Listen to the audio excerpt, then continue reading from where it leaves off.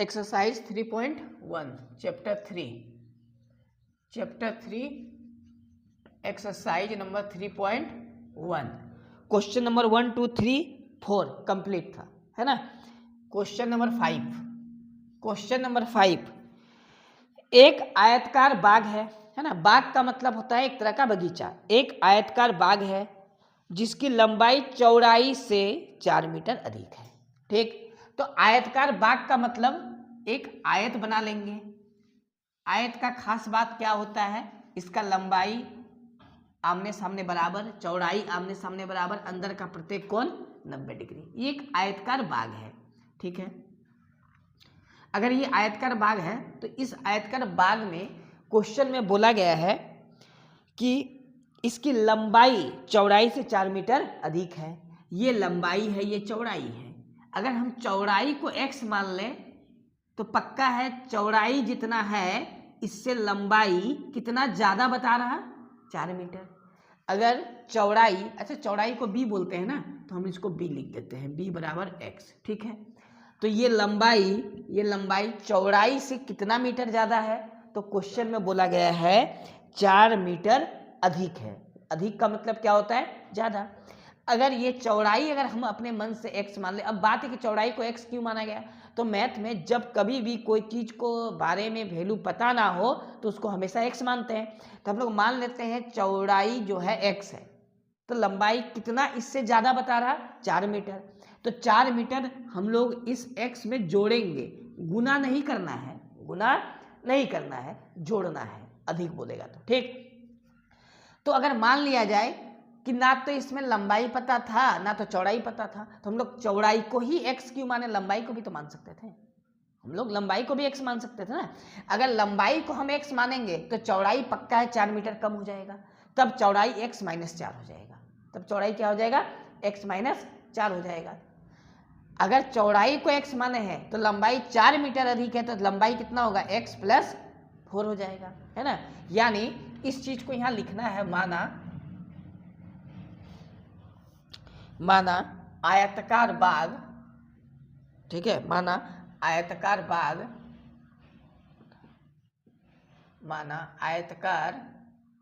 बाग की चौड़ाई, पहले चौड़ाई मानेंगे हम लोग। चौड़ाई को किससे रिप्रेजेंट करते हैं, b से। ठीक है, बराबर x मीटर में बोला गया है, 4 मीटर बोला है, अधिक है तो मीटर के केस में आ गया। यहाँ तक समझ में आ गया। हम लोग क्या किए, मान लिए कि आयतकार बाग की चौड़ाई जो है वो कितना है, x मीटर है ना। इसीलिए आयतकार बाग की लंबाई मतलब l, ठीक, बराबर कितना मीटर ज़्यादा है, 4 मीटर, तो x में क्या कर देना है, 4 को जोड़ देना है, ये हो जाएगा x प्लस 4 मीटर। ये आ गया हम लोग को प्रश्न काल भाषा के अनुसार। यहाँ तक आ गया समझ में। ये मानना और सजाना बहुत जरूरी है। अब आगे चूंकि क्वेश्चन में बोला है कि इसका अर्ध परिमाप 36 मीटर है। अर्ध परिमाप का मतलब एक बार लंबाई और एक बार चौड़ाई, एक बार लंबाई और एक बार चौड़ाई। तो हम लोग लिखेंगे प्रश्नानुसार,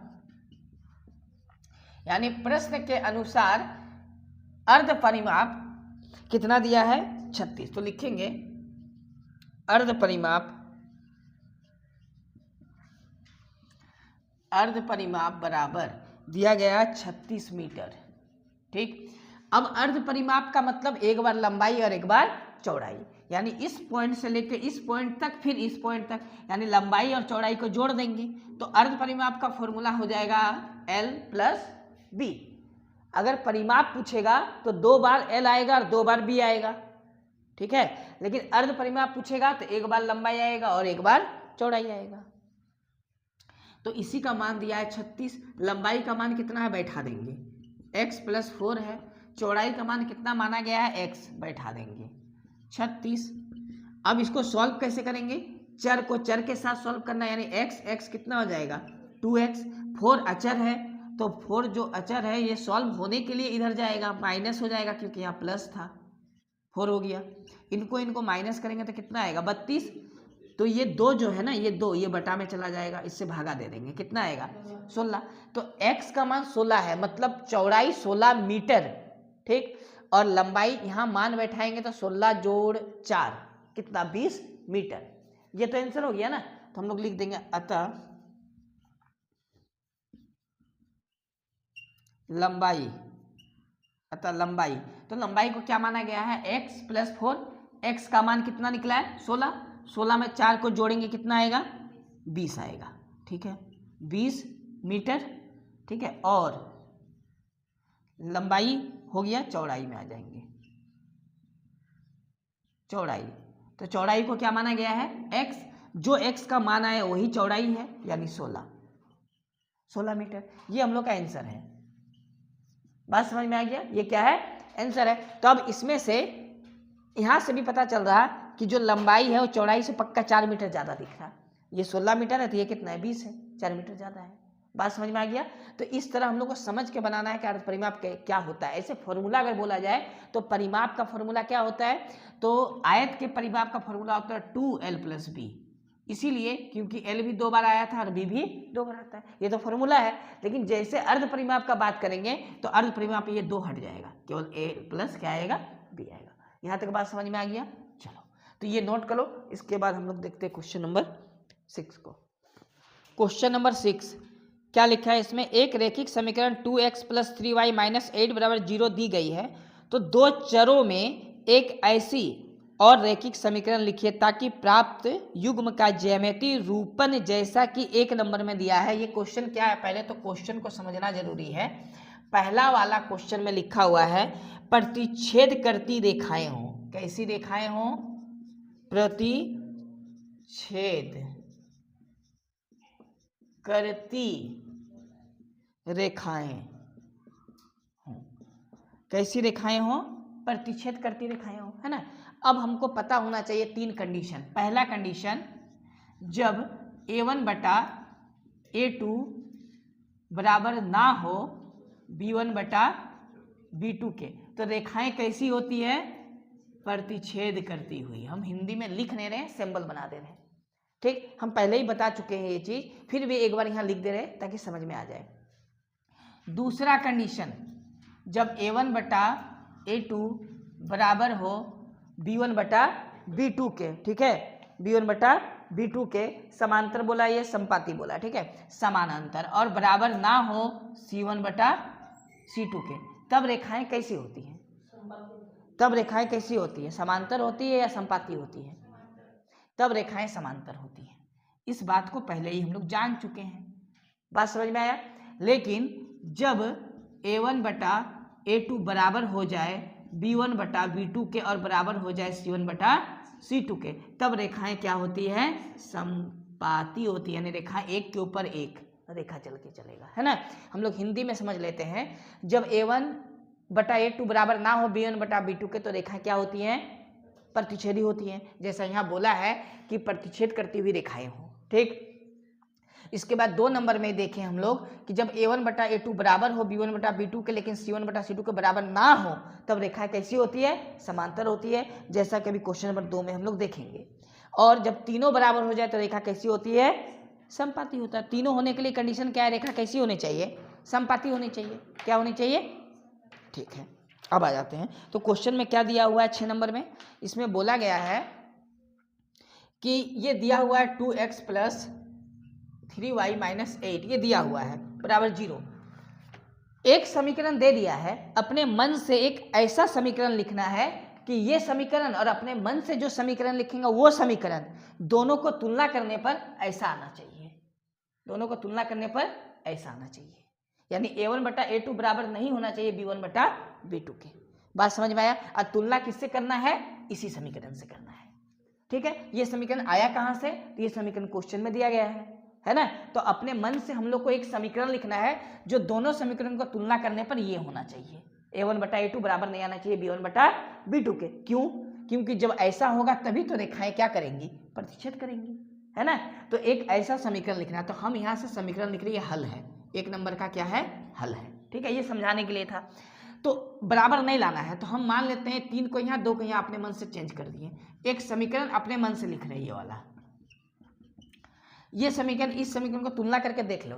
अगर तुलना करके हम लोग देखेंगे तो पक्का ये वाला होगा। कैसे, देखो ध्यान से, ये समीकरण दिया हुआ है, समीकरण 1 मानेंगे, इसको समीकरण 2 मानेंगे। तो यहाँ a1 2 है और यहाँ a2 3 है, तो 2/3, ठीक है। यहाँ b1 3 है, यहाँ b2 कितना है 2 है, 3/2। क्या 2/3 और 3/2 बराबर कभी हो सकता है? नहीं हो सकता है, तो बराबर नहीं है, यानी ये समीकरण हम लोग का बिल्कुल क्या है, सही है। बात समझ में आया? तो ये अपने मन से देना है। अब आते हैं इसका 2 नंबर में। 2 नंबर, तो 2 नंबर क्वेश्चन में क्या लिखा गया है? इसी का 2 नंबर क्वेश्चन में लिखा है समांतर। क्या होना चाहिए? रेखाएं समांतर, ठीक है, समांतर रेखाएं हो, ठीक, समांतर रेखाएं हो। तो समांतर रेखाएं कब होता है? समांतर रेखाएं कब होता है? जब a1/a2 बराबर हो b1/b2 के, लेकिन c1/c2 बराबर ना हो। एक समीकरण ये है जो दिया गया है, एक दूसरा समीकरण हमको लिखना है ना, ये 2 नंबर बना रहे हैं। तो हम लोग बराबर करेंगे, तो मान लेते हैं 2x है तो हम 2x लिख दिए, 2x है 2x लिख दिए, 3y है 3y लिख दिए। ऐसा क्यों? क्योंकि 2/2 कट के क्या आएगा 1, 3/3 कट के क्या आएगा 1, और एक आपस में क्या हो गया बराबर। अब तो बराबर नहीं करना है ना, अब तो बराबर नहीं करना है। तो यहाँ 8 है तो कुछ अलग कर देंगे, हम 12 ले लिए अपने मन से। क्या ले लिए अपने मन से? 12।